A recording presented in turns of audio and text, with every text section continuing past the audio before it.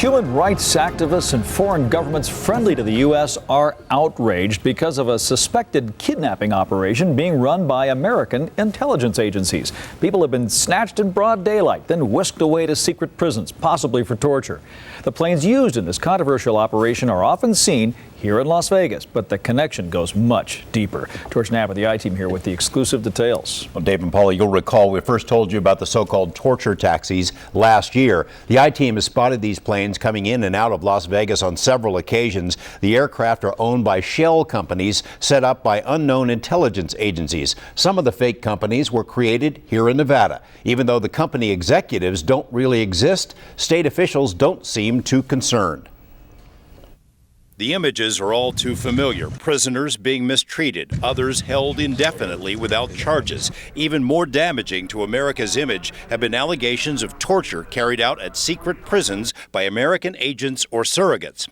In a way, the legal justification for the torture program has roots in Nevada, since a Nevada lawyer named Jay Bybee, while working for the Bush administration, wrote the legal brief defending such policies. It's not hypothetical. Some of the very same planes that have been used in the kidnapping and transport of suspected terrorists to dark, unknown places fly in and out of Las Vegas on a regular basis. The I-Team has recorded their arrivals. We can't say what they're doing here, but are pretty sure what they've been used for elsewhere. It's indisputable at this point that the United States has been kidnapping people around the world, disappearing people, holding them incommunicado, torturing them. This is beyond dispute. It's unclear what this flight is. But Trevor Paglen of the University of California is the co-author of Torture Taxi, a book about the so-called rendition planes and the torture program. The planes in question are owned by private companies with clearance to land at any U.S. military base in the world. Track the planes and you can figure out where the secret prisons are located, often in countries with dismal human rights records.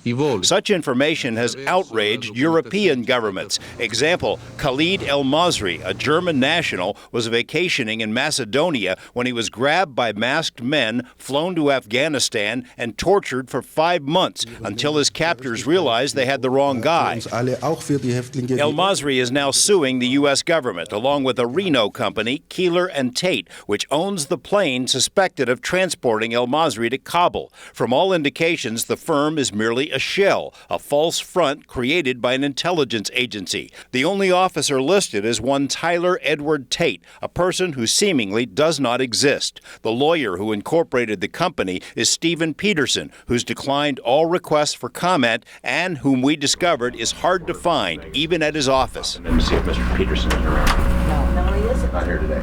Peterson's office staff didn't know where he was, how to reach him, or when he might return. We can't find any record of Tyler Tate, other than what's filed with the Nevada Secretary of State. It's a felony to file false information with that office, although no one there seems too concerned. The office has known for more than a year that Keeler and Tate is most likely a phony front, but a deputy told us there's, quote, nothing they can do until a formal complaint is filed by someone. In other parts of the country, in North Carolina and Portland, Oregon, for example, the lawyers who filed papers for other fictitious airlines linked to the torture program are being investigated by the state bar. Not so in Nevada.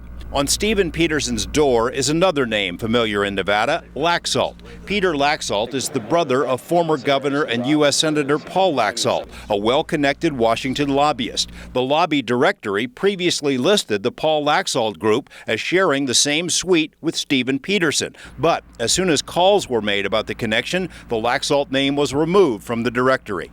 The Laxalt Group denied even having an office in Reno, which was interesting because their name was on the building directory, and when you called the secretary at this office suite, she would tell you that indeed there was a West Coast office of the Laxalt Group in this building.